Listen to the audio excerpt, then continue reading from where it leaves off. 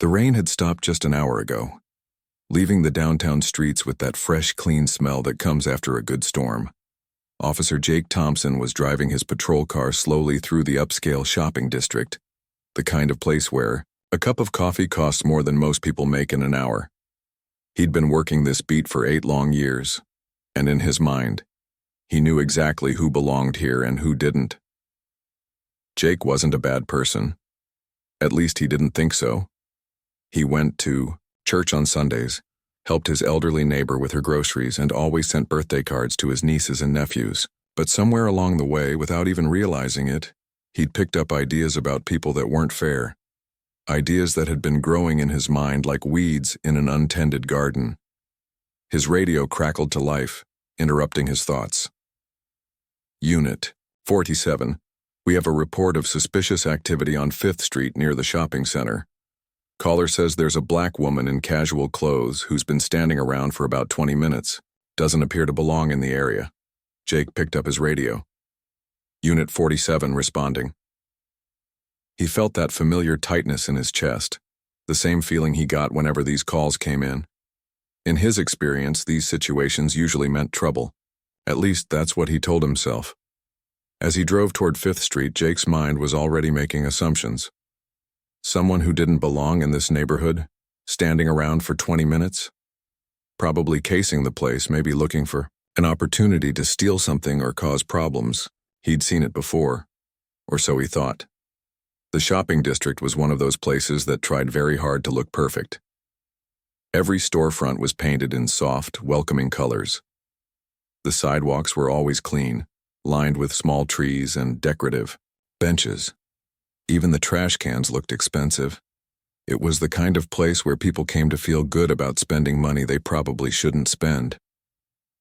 Jake pulled his patrol car to the curb and looked around. There she was, standing near the entrance of a community center, checking her phone. She was a black woman, probably in her 40s, wearing jeans and a dark hoodie. Nothing flashy, nothing that screamed trouble. But in Jake's mind, that didn't matter. She didn't look like the usual shoppers he saw in this area. He sat in his car for a moment watching her. She seemed calm, just standing there, occasionally looking at her phone and then glancing around as if she was waiting for someone. But Jake's training, mixed with his biases, told him a different story. Suspicious behavior, he thought. Definitely doesn't belong here. Jake had grown up in a small town where everyone knew everyone, and different usually meant dangerous.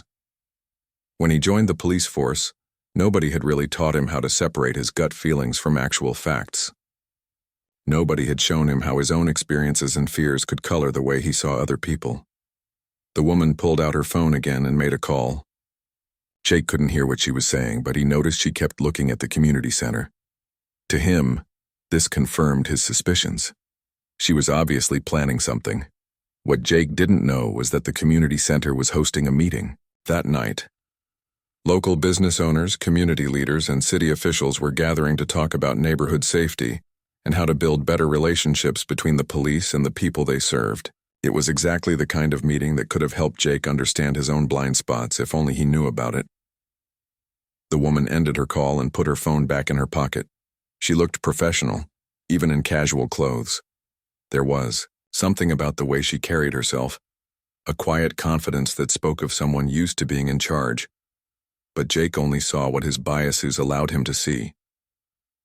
He got out of his patrol car, his hand automatically moving to rest on his radio. This was habit now, something he did without thinking whenever he felt like a situation might get complicated. The sound of his car door closing seemed extra loud in the quiet evening air. The woman looked up as he approached. There was no fear in her eyes, no guilt, no signs of someone who was up to no good. If anything, she looked slightly annoyed, like someone whose evening plans were being interrupted. But Jake was already committed to his version of the story. "Evening, ma'am," he said, his voice carrying that official tone that police officers learn in training. "I'm going to need to see some identification." The woman looked at him calmly. "Is there a problem, officer? We received reports of suspicious activity in the area. I need to see your ID and find out what you're doing here." Jake's tone was harder than it needed to be. Over the years, he'd developed this way of speaking that was meant to establish control. From the very first moment, he'd learned that if you showed authority right away, people would be less likely to give you trouble. But what he'd really learned was how to make people feel small and unwelcome, even when they'd done nothing wrong.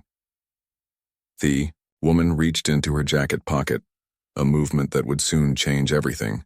But for now, Jake was still operating under his assumptions, still seeing what he expected to see rather than what was actually in front of him. The evening air was getting cooler, and more people were starting to arrive at the community center. Cars were pulling into the parking lot, well-dressed people getting out and walking toward the entrance. They all looked like they belonged there, in Jake's mind. They looked like the kind of people who lived in this neighborhood, who shopped at these stores, who had every right to be here. But the woman in the hoodie? In Jake's biased view, she was different. She was someone who needed to be questioned, someone who needed to prove she had a right to exist in this space. He couldn't see past his own prejudices to recognize that she had just as much right to be there as anyone else. As she reached into her pocket, Jake's training kicked in, but not the good kind of training that teaches patience and understanding. Instead, it was the kind of training that sees threat in every movement, that assumes the worst in every situation. His muscles tensed, his breathing quickened, and his hand moved closer to his equipment. The woman was about to pull something out of her pocket, something that would identify exactly who she was and why she had every right to be standing where she was standing. But Jake's mind was already racing ahead, already preparing for what he thought was coming next. In just a few moments, everything would change. The evening that had started with a simple radio call about someone who didn't belong was about to become something much bigger, something that would challenge everything Jake thought he knew about right and wrong, about who deserves respect and who doesn't. The stage was set for a confrontation that nobody wanted, but that seemed inevitable given the circumstances. Two people, each with their own story, their own reasons for being there, were about to collide in a way that would change both of their lives forever. The woman slowly reached into her jacket pocket, her movements calm and deliberate. She wasn't trying to hide anything or make any sudden gestures, but Jake's heart was already racing, his mind filled with all the worst-case scenarios his training had drilled into him over the years. "Keep your hands where I can see them," Jake said sharply, his voice cutting through the evening air like a knife. The woman paused, her hand halfway into her pocket, and looked at him with a mixture of surprise and growing irritation. "Officer, I'm just getting my identification," she said, her voice steady and professional. There was something in her tone, a certain authority that most people didn't have when talking to police. But Jake was too focused on his own assumptions to notice. "Step away from the building and put your hands on the car," Jake ordered, pointing to a nearby parked car. His training was kicking in now, the kind of aggressive approach that treated every situation like a potential threat. The woman didn't move. She stood her ground, looking directly at Jake with eyes that showed no fear, only frustration. "I haven't done anything wrong. I'm waiting for a meeting to start." "Ma'am, you need to comply with my instructions right now," Jake said, his voice getting louder. He could feel his pulse quickening, that familiar rush of adrenaline that came when he felt like someone was challenging his authority. People were starting to notice the commotion. A few shoppers had stopped to watch from a distance, and some were pulling out their phones. In today's world, everyone was ready to record everything, especially when it involved police and potential problems. "Look, officer," the woman said, trying to keep her voice calm. "There's been a misunderstanding. If you'll just let me show you my identification, we can clear this up quickly." But Jake was past the point of listening. In his mind, her refusal to immediately follow his orders was proof that she was hiding something. He'd dealt with what he thought were similar situations before, and in his experience, innocent people always cooperated right away. "Turn around and put your hands behind your back," Jake demanded, stepping closer to her. The woman held her ground, her posture straight and confident. She wasn't backing down, and that made Jake even more suspicious. "I'm not going to do that," she said firmly. "I haven't committed any crime, and I have every right to be here." Those words hit Jake like a slap in the face. In his 8 years on the force, he'd gotten used to people doing what he told them to do without question. When someone stood up to him, especially someone he'd already decided didn't belong, it felt like a direct challenge to everything he believed about his job and his authority. The crowd was getting bigger now. More people were stopping to watch. Phones were coming out, and Jake could feel their eyes on him. He knew he was being recorded, and that made him nervous. But instead of stepping back and thinking about the situation, he doubled down on his aggressive approach. "Ma'am, you're interfering with a police investigation," Jake said, though there really wasn't much of an investigation happening. "If you don't cooperate, I'm going to have to arrest you." The woman let out a long breath, clearly trying to control her frustration. "What investigation? Someone called because I'm standing on a public sidewalk. That's not a crime." She was right, of course, but Jake couldn't admit that now. He'd gone too far down this road to turn back. His pride was involved now, and with all these people watching, he felt like he had to prove he was in control. "You're acting suspicious and you're refusing to cooperate with a lawful order," Jake said, reaching for his handcuffs. "Turn around, now, or I'll have to use force." The woman shook her head slowly as if she couldn't believe what was happening. "This is ridiculous. I'm a law-abiding citizen, and you're treating me like a criminal because someone decided I don't look like I belong here." Her words stung because they were true, but Jake couldn't let himself think about that. He'd built his whole approach to policing on quick judgments and snap decisions. Admitting he might be wrong would mean questioning everything he'd been doing for years. "Last warning," Jake said, his hand now resting on his baton. The crowd was murmuring now, people talking quietly among themselves about what they were seeing. Some were shaking their heads, others were pointing and whispering. The woman looked around at all the people watching, then back at Jake. For a moment, her professional composure cracked just slightly, and you could see the hurt and anger in her eyes. This wasn't just about being stopped by police. This was about being judged, being seen as less than, being treated as if she didn't deserve basic respect. "Fine," she said quietly. "But you're making a mistake. A big one." She started to turn around, but then stopped and reached into her jacket pocket one more time. "At least let me show you who I am," she said. That movement, that reaching into her pocket, triggered something in Jake's mind. All his training about officer safety, all his fears about people who might be hiding weapons, all his assumptions about this woman and what she might be capable of, it all came together in one terrible moment. Without thinking, without pausing to consider what he was doing, Jake's hand shot out. The sound of the slap echoed across the quiet street, sharp and shocking. The woman stumbled backward, her hand going to her cheek, her eyes wide with disbelief. The crowd gasped. Phones were definitely recording now, capturing every moment of what had just happened. Jake immediately knew he'd crossed a line, but his adrenaline was pumping so hard that he couldn't think straight. "Don't reach for anything," he shouted as if trying to justify what he'd just done. "Keep your hands where I can see them." The woman was holding her cheek, looking at Jake with an expression that was part shock, part disappointment, and part something else, something that looked almost like pity. She wasn't crying, wasn't screaming, wasn't fighting back. She just stood there looking at him like she was seeing something sad and broken. "Officer," she said quietly, her voice still steady despite what had just happened. "You have no idea what you've just done." Jake grabbed her arm and spun her around, pulling her hands behind her back. His movements were rough, fueled by his own panic and embarrassment. He could hear people in the crowd shouting now, some telling him to stop, others asking if someone had called for backup. As he snapped the handcuffs onto her wrists, the woman didn't resist. She stood quietly, her head held high even as she was, being arrested for no real reason other than Jake's biases and poor judgment. "You're under arrest for interfering with police business and resisting arrest," Jake announced loudly, as much for the crowd as for her. But even as he said the words, he knew they sounded hollow.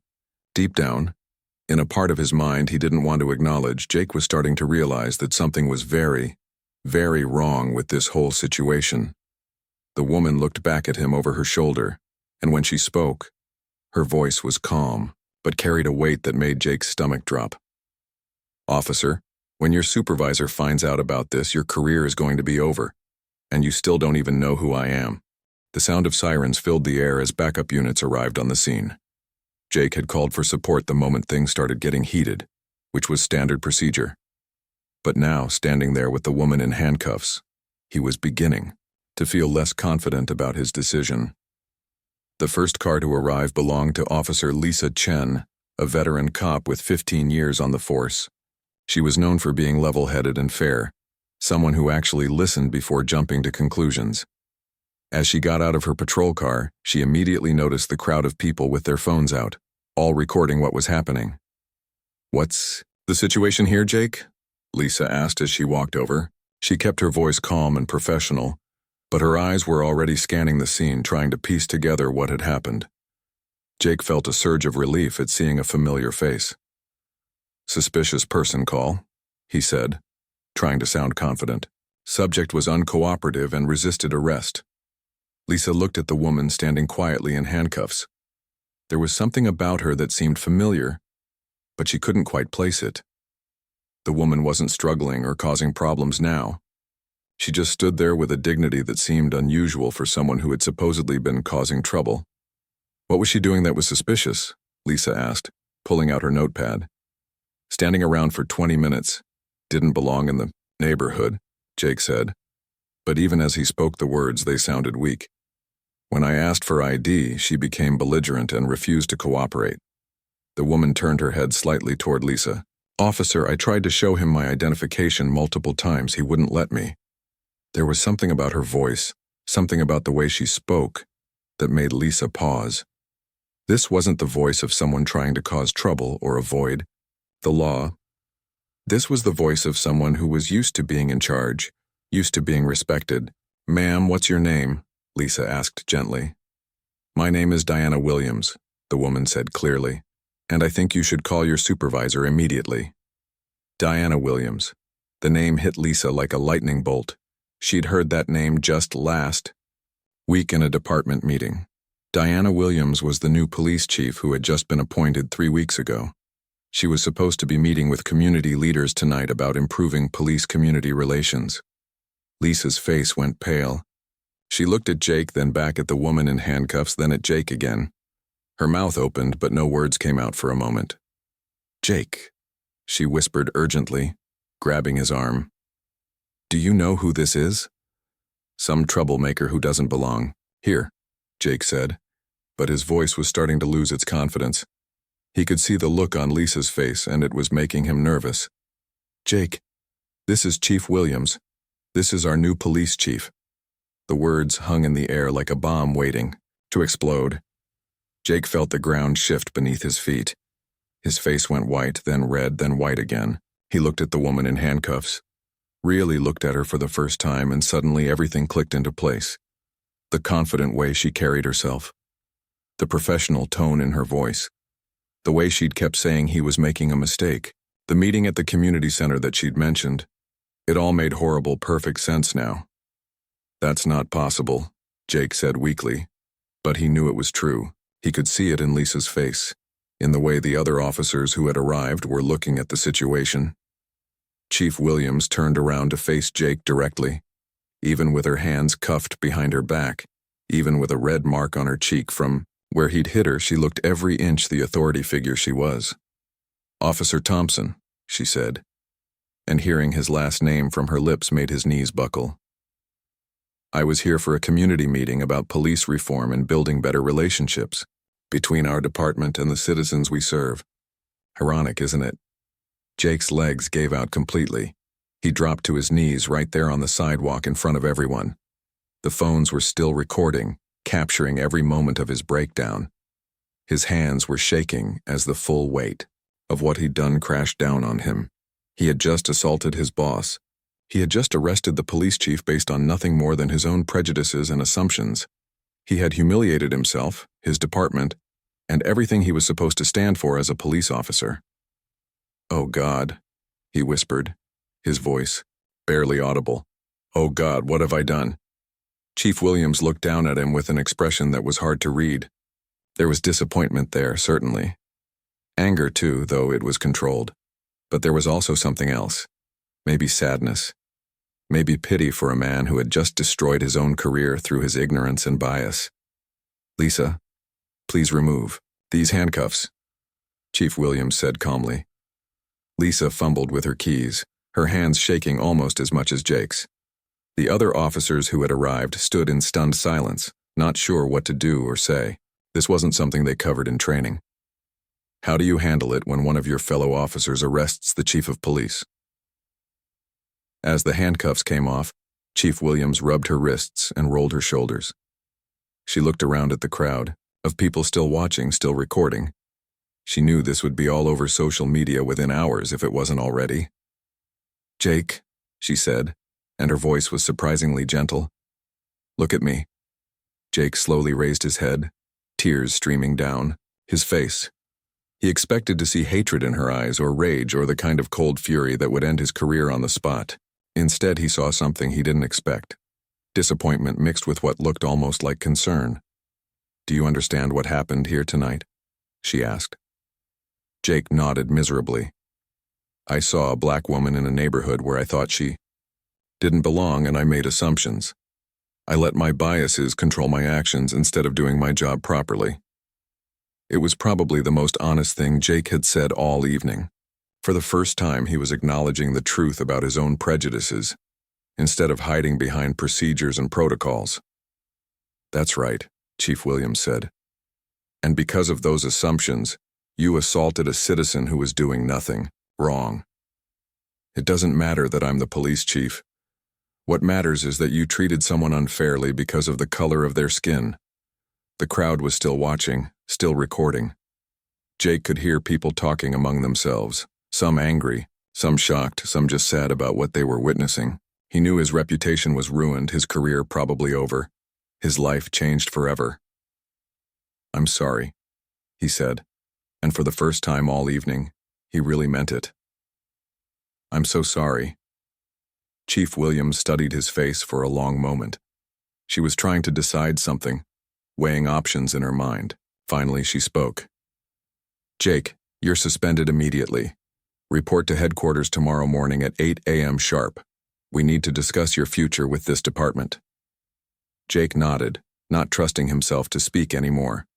He struggled to his feet, his legs still shaky, his world completely turned upside down. As he walked back to his patrol car, he could hear Chief Williams talking to Lisa and the other officers, already starting to manage the situation. Even after what had happened, even after being assaulted and wrongfully arrested, she was still doing her job, still being a leader. Jake sat in his car for a moment before starting the engine, looking back at the scene he'd created. Tomorrow, he would have to face the consequences of his actions. Tonight, he had learned the hardest lesson of his life. The next morning came too quickly for Jake. He'd barely slept, tossing and turning all night as his mind replayed every terrible moment from the evening before. His wife had tried to comfort him, but what could she say? There was no fixing what he'd done. No taking back the moment that had changed everything. He stood in front of his bathroom mirror, trying to make himself look presentable. His eyes were red and puffy from crying and lack of sleep. His hands still shook when he tried to shave. The face looking back at him didn't look like a police officer anymore. It looked like a man who had lost everything. The drive to headquarters felt like the longest journey of his life. Every red light seemed to last forever. Every song on the radio sounded wrong. Jake's mind kept wandering to his kids, wondering what they would think when they found out what their dad had done. Would they be ashamed of him? Would they understand that he never meant for things to go this far? When he pulled into the police station parking lot, Jake noticed something different immediately. There were news vans parked outside. Reporters, with cameras, were setting up their equipment. The story had already gotten out just as he'd feared it would. Those cell phone videos from last night were probably all over the internet by now. Jake parked as far away from the reporters as possible and tried to sneak in through a side entrance. But it didn't matter. Everyone inside the building already knew what had happened. He could feel their eyes on him as he walked through the hallways. Some looked angry, some looked disappointed, and some just looked sad. The desk sergeant barely made eye contact when Jake signed in. Officers he'd worked with for years suddenly found other places to be when they saw him coming. The coffee room went quiet when he walked in. It was like he'd become invisible, or worse, like he'd become something people didn't want to acknowledge. At exactly 8 o'clock, Jake knocked on Chief Williams' office door.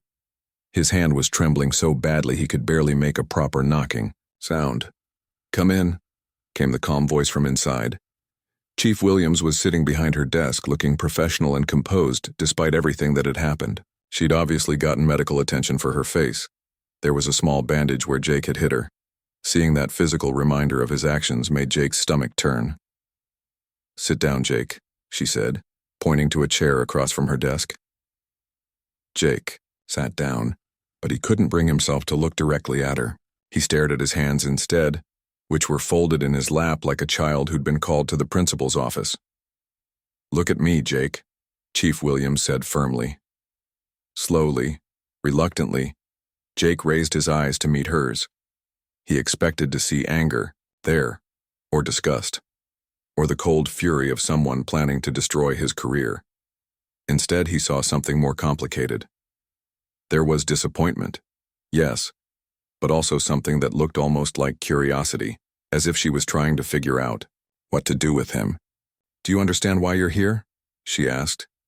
"Yes, ma'am," Jake said quietly. "I assaulted a citizen without cause. I racially profiled someone based on my own prejudices. I failed to do my job properly, and I dishonored my badge in this department." Chief Williams nodded slowly. "That's a good start, but I want to hear more. I want to understand how an 8-year veteran officer ends up in this situation. Help me understand what was going through your mind last night." Jake took a deep breath. This was the hardest conversation of his life, but he knew he had to be completely honest. "I've been carrying around ideas about people that aren't right," he began slowly.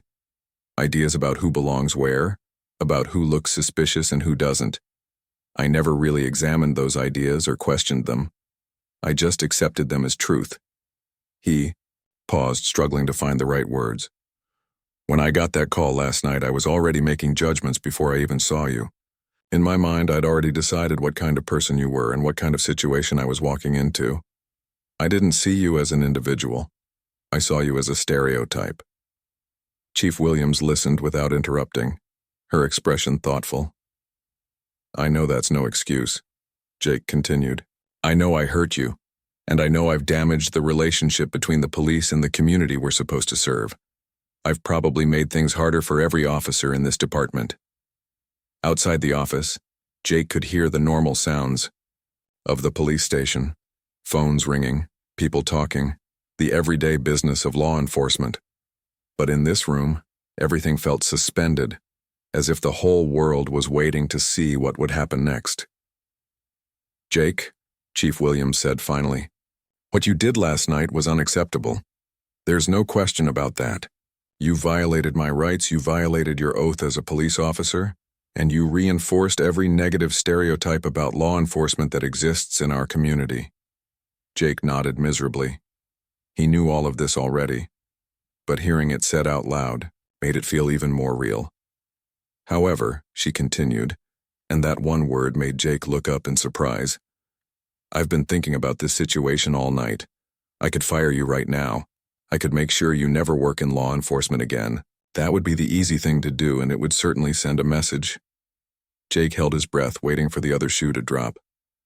"But I don't think that would actually solve anything," Chief Williams said. "Firing you might make me feel better, and it might satisfy people who are angry about what happened. But it wouldn't address the real problem, which is the attitudes and biases that led to this situation in the first place." She leaned forward in her chair, looking directly at Jake. "I think you can be part of the solution, Jake, but only if you're willing to do the hard work of changing yourself." Jake felt a tiny spark of hope, but he was afraid to believe it. "What do you mean?"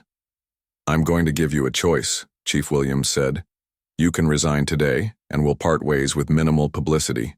Or you can stay, face the consequences of your actions, and work to become the kind of officer this community deserves." Jake's mind was racing. He'd expected to be fired on the spot. The possibility of keeping his job, even with conditions, was more than he'd dared to hope for. "If I stay, what would that look like?" he asked carefully. "Suspension without pay for 30 days. Chief Williams said immediately. Mandatory counseling and bias training, community service working with civil rights organizations, and you'll be partnered with an officer who can help you learn a different way of doing this job. She paused, then added, most importantly, you'll help me implement new training programs for the entire department. You'll share your story with other officers, help them understand how easy it is to let prejudice cloud judgment. Jake felt tears starting again. The idea that he could somehow turn his worst mistake into something that might help others was almost too good to believe. Why?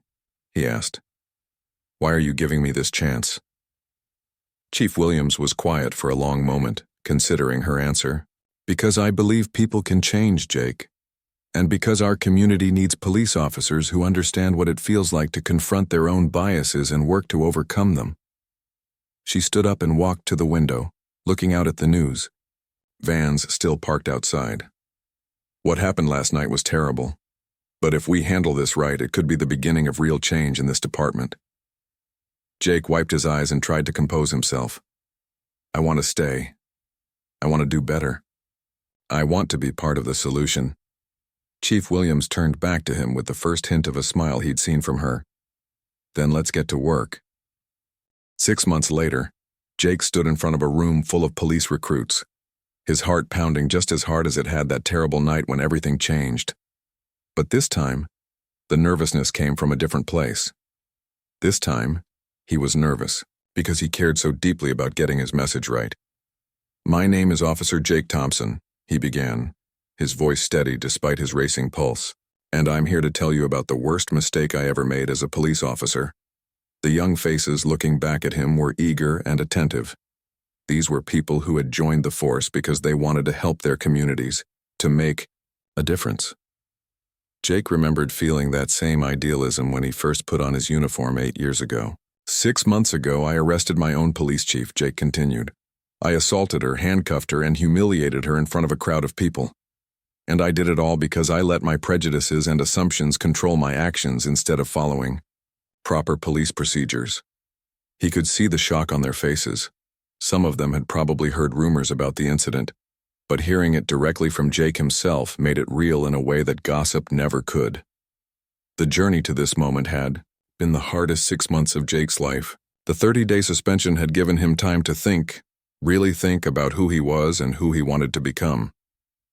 The mandatory counseling sessions had been painful but necessary, forcing him to confront biases he'd carried for years without even realizing it. Dr. Patricia Morgan, his counselor, had been patient but direct. She'd helped him understand that his prejudices didn't make him evil, but they did make him dangerous when combined with the power and authority of a police badge. She'd taught him to recognize the warning signs in his own thinking, to pause and question his assumptions before acting on them. The community service had been eye-opening in ways Jake never expected. Working with the local civil rights organization, he'd met people who had experienced discrimination firsthand. He'd heard stories that broke his heart and opened his eyes to realities he'd never considered before. There was Mrs. Rodriguez, an elderly woman who'd been followed around stores by security guards her entire life, simply because of how she looked. There was young Michael, a college student who'd been stopped by police 17 times in 2 years while walking to and from campus. There was Dr. Patricia Williams, no relation to the chief, who'd been mistaken for a cleaning lady at the hospital, where she worked as a surgeon. Each story had chipped away at Jake's old way of thinking, replacing his assumptions with real understanding. He began to see how his actions that night weren't just about one bad decision. They were part of a much larger pattern of injustice that affected people's daily lives. The training we're going to give you is different from what I received 8 years ago, Jake told the recruits. We're going to teach you to see people as individuals, not as stereotypes. We're going to teach you to question your own assumptions and recognize when your biases might be influencing your judgment. Chief Williams had kept her word about implementing new training programs. The entire department had gone through bias recognition training, de-escalation techniques, and community engagement workshops. It wasn't easy. Some officers resisted the changes, and a few had even transferred to other departments rather than adapt. But many officers embraced the new approach. Lisa Chen had become one of the strongest advocates for reform. sharing her own experiences of being stereotyped as an Asian American woman in law enforcement. She'd partnered with Jake during his return to active duty, helping him develop better instincts and decision-making skills. The partnership had been awkward at first. Lisa had to constantly remind Jake to slow down, to listen more, to look for solutions that didn't involve immediate confrontation. But gradually, Jake had learned to see his job differently. Instead of thinking of himself as someone who enforced rules, he began thinking of himself as someone who solved problems. "I want to show you a video," Jake told the recruits, pulling up footage on the classroom screen. It was body camera footage from just last week, showing Jake responding to another suspicious person call. In the video, Jake approached a young man sitting on a bench outside a convenience store. But instead of immediately demanding ID or making assumptions, Jake simply said hello and asked if everything was okay. It turned out the young man was waiting for his grandmother to finish shopping inside. They ended up having a pleasant conversation about the man's college studies. "6 months ago, I would have handled that situation completely differently," Jake explained. "I would have seen a young black man in a hoodie and immediately assumed he was up to no good. I would have been aggressive and suspicious instead of simply being human." The recruits watched the video intently, taking notes and asking thoughtful questions. Jake could see that they understood the difference between the two approaches, and more importantly, they understood why it mattered. Outside, the training academy, the community was beginning to notice changes too. Crime rates hadn't really changed much. They'd never been that high to begin with. But the relationship between police and citizens was improving in ways that couldn't be measured by statistics. Mrs. Garcia, who ran a small grocery store in Jake's patrol area, had mentioned to him last week that she felt more comfortable calling police when she needed help. "You officers seem different now," she'd said. "More like neighbors, less like soldiers." That comment had meant more to Jake than any commendation or award ever could. It meant that the work he and his colleagues were doing was actually making a difference in people's lives. Chief Williams had become something of a national figure, speaking at conferences about police reform and community relations. The incident that could have destroyed her career had instead become a platform for positive change. She'd turned a moment of humiliation into an opportunity for education and growth. "The hardest part about changing the way you think," Jake told the recruits, "is admitting that your old way of thinking was wrong. It's painful to realize that you've hurt people, even when you thought you were doing your job correctly." He paused, looking around the room at their young, earnest faces. "But that pain is necessary. It's what motivates you to do better, to be better. And it's what helps you connect with the people in your community who have experienced that same pain." One recruit raised her hand. "Officer Thompson, do you ever worry about making the same mistake again?" Jake nodded. "Every day. But now I have tools to prevent it. I check my assumptions. I listen more than I talk. I remember that every person I encounter is someone's child, someone's parent, someone who deserves to be treated with dignity and respect." As the training session wrapped up, Jake felt a sense of satisfaction that he'd never experienced in his early years as a police officer. He was finally doing the job he'd always thought he was doing, protecting and serving his community, all of his community. Walking out of the academy, Jake pulled out his phone and saw a text message from Chief Williams. "Saw the feedback from today's training session. The recruit said you were excellent. Keep up the good work." Jake smiled and put his phone away. 6 months ago, he'd been at the lowest point of his life, convinced that his career was over and that he'd destroyed everything he'd worked for. Today, he was helping to train the next generation of police officers to be better than he had been. It wasn't the career he'd planned, but it was the career he was meant to have.